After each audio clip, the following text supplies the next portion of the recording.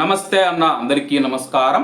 Kuwait మరియు Gulf దేశాలలో నివసిస్తూ ఉన్న ఆయా దేశాల ప్రజలకు, ప్రవాసులకు ఇరాన్ హెచ్చరిక జారీ చేసింది.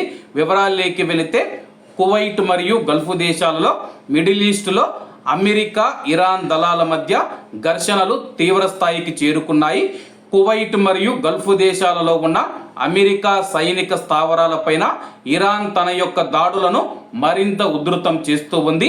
ఈ నేపథ్యంలో Iran Islamic Revolutionary Guard Corps IRGC ఒక కీలక ప్రకటన చేస్తూ కువైట్ మరియు గల్ఫ్ ప్రాంతాలలోని, అలాగే UAE కావచ్చు, సౌదీ కావచ్చు, జోర్డాన్ కావచ్చు, బెహ్రెన్ కావచ్చు, ఒమన్ కావచ్చు, ఖతార్ కావచ్చు, కువైట్ దేశాలలో ఉన్న అమెరికా సైనిక స్థావరాలు, ఎయిర్ బేసులు ఏవైతే ఉన్నాయో వాటిని లక్ష్యం చేసుకొని దాడులు చేయబోతూ ఉన్నామని చెప్పేసి, అలాగే అమెరికా సైనిక బేసులకు కనీసం 500 మీటర్ల పరిధిలో సామాన్య ప్రజలు ఎవరూ ఉండవద్దని చెప్పేసి IRGC స్పష్టమైన హెచ్చరికలు జారీ చేసింది.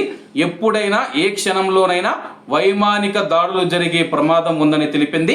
కువైట్ మరియు గల్ఫ్ దేశాలలో నివసిస్తూ ఉన్న మన భారతీయులు కానీ ఇతర దేశాల వాళ్ళు ఎవరైతే ఉన్నారో సైనికులకు సంబంధించిన ఎటువంటి సమాచారాన్ని కానీ, లేకపోతే కూలిపోయిన డ్రోన్లు కావచ్చు, మిసైళ్లు కావచ్చు, వాటి యొక్క ఫోటోలు కానీ సోషల్ మీడియాలో పెట్టవద్దని చెప్పేసి కువైట్ సైన్యం కూడా ప్రకటించింది. కాబట్టి కువైట్ సైన్యానికి ఆయా దేశాలలో ఉన్న మన భారతీయులు, బెహ్రెన్ కానీ, సౌదీ కానీ, UAE కానీ, ఖతార్ కానీ, ఒమన్ కానీ, బెహ్రెన్లో ఉన్న మన భారతీయులు ఎవరైతే ఉన్నారో యుద్ధానికి సంబంధించిన ఫోటోలు కానీ, వీడియో కానీ సోషల్ మీడియాలో ఎవరు పోస్ట్ చేయవద్దు.